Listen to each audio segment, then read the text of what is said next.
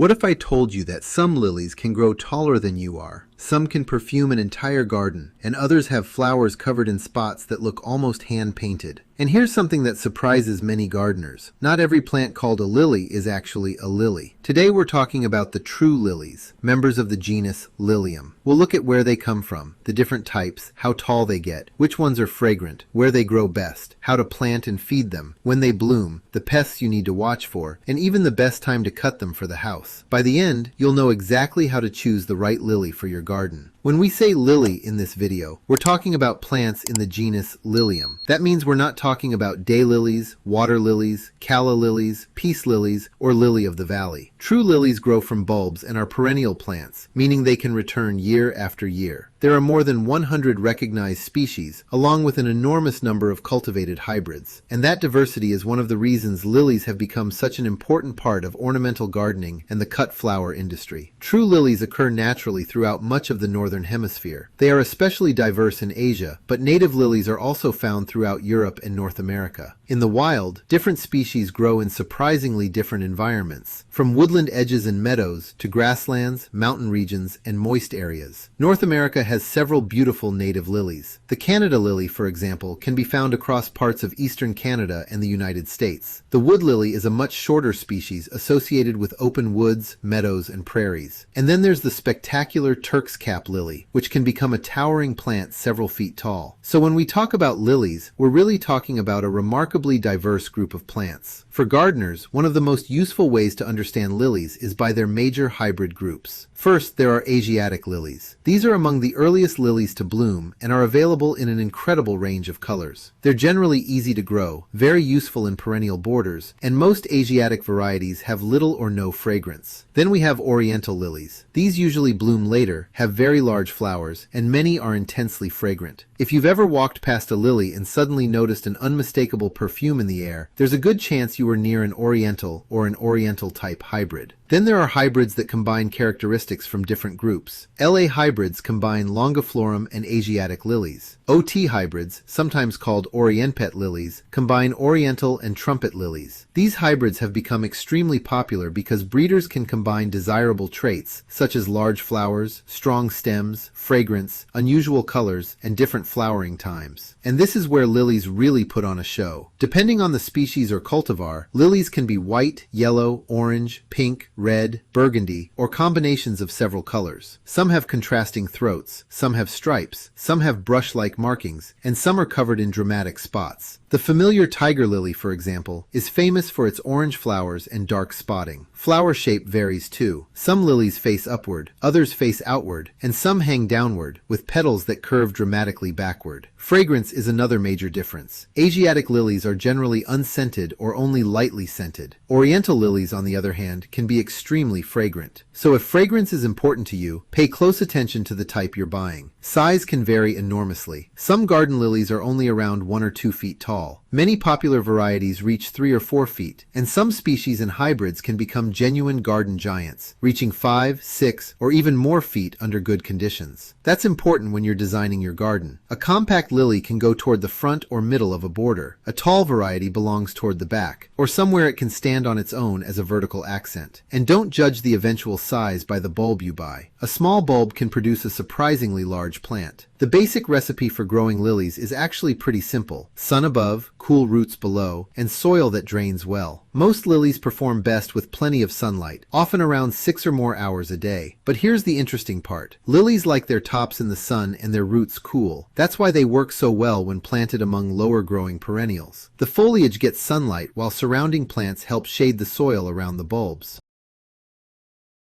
Good drainage is extremely important. Lilies do need regular moisture, but they do not like sitting in water. Constantly wet soil can lead to bulb rot. Lilies are remarkably adaptable, but the best variety for you depends on your climate. Many lilies perform extremely well throughout the Northeast, Great Lakes, Midwest, and Pacific Northwest, as well as many other temperate regions. They can also be grown successfully farther south, although intense heat, drought, and poor drainage can make things more challenging. And this is important. Hardiness is not identical for every lily. Some species and cultivars tolerate very cold winters. Others are better suited to milder climates. So always check the hardiness information for the specific variety you're buying. For many gardeners, fall is an excellent time to plant lily bulbs, although early spring is also suitable. Plant the bulb with the pointed growing end facing upward. A common rule is to plant lilies at roughly 3 times the height of the bulb, although exact depth can vary by species and cultivar. Good drainage is more important than simply digging a very deep hole. Give smaller varieties roughly 8 to 12 inches of space. Larger varieties may need 12 to 18 inches or more. And remember that lilies look particularly impressive when planted in groups. Instead of planting one lonely lily, try 3, 5, 7 or more bulbs together. The result is much more dramatic. Once they're planted, lilies don't require complicated maintenance. Keep the soil evenly moist, especially while plants are actively growing and flowering. If natural rainfall isn't enough, water deeply rather than giving the plants tiny amounts every day. Water at the soil level when possible, rather than constantly wetting the foliage. For fertilizer, more is not necessarily better. A soil test can tell you whether your garden actually needs additional nutrients. A modest application of a suitable balanced fertilizer in spring is generally sufficient for many home gardens. 10-10-10, or an organic equivalent at approximately 1 pound per 100 square feet, or about 1 teaspoon per square foot, applied as shoots emerge in spring. Adding organic matter and compost can also help improve soil structure and moisture management, provided the soil remains well drained. One of the great advantages of growing different types of lilies is that you can extend the flowering season. Many Asiatic lilies bloom in early summer. Oriental lilies generally flower later, often in mid to late summer. Other species and hybrid groups fill in different parts of the season. So instead of planting just one type, choose several with different flowering periods. That can give you weeks of lily color rather than one short display. So where should you put lilies in the garden? They're excellent in mixed perennial borders, cottage gardens, cutting gardens, and naturalistic plantings. Use shorter varieties toward the front. Place taller varieties toward the middle or back, and combine them with plants that bloom before and after the lilies.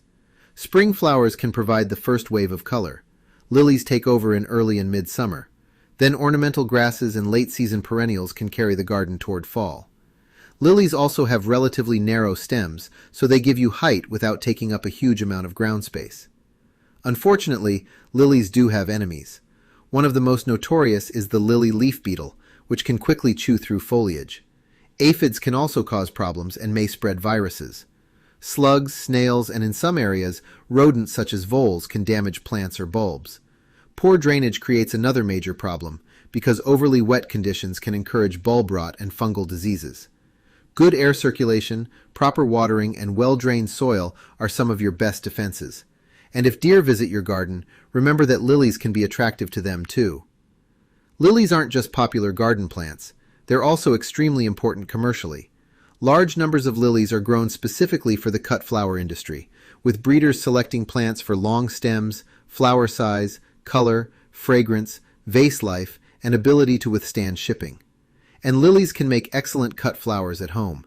The best time to harvest is generally when the lowest flower bud has developed its full color but has not yet opened. Cut in the cool part of the day, ideally in the morning, and place the stems into clean water immediately. Remove leaves that would sit below the waterline. And there's one especially important tip. When lily flowers open, remove the pollen-bearing anthers if you're worried about stains. Lily pollen can be extremely difficult to remove from clothing and furniture. With proper care, cut lilies can provide many days of beautiful indoor color. So, what's the secret to great lilies? Choose the right variety for your climate. Give them plenty of sunlight. Keep their roots cool. Plant them in fertile, well-drained soil. Give them consistent moisture without keeping them waterlogged. Space them according to their mature size. And choose different types if you want to extend the flowering season. From compact Asiatic lilies to towering trumpet hybrids and intensely fragrant Orientals, there's a lily for almost every garden situation. And that's what makes them such an extraordinary group of plants. If you enjoyed this look at true lilies and found the information useful, thank you so much for watching. If you haven't already, please subscribe to the channel, hit the notification bell, and give this video a thumbs up. And let me know in the comments, what's your favorite type of lily, and what color grows in your garden? Thanks again for watching, and until next time, keep growing. This is Gary. Bye now.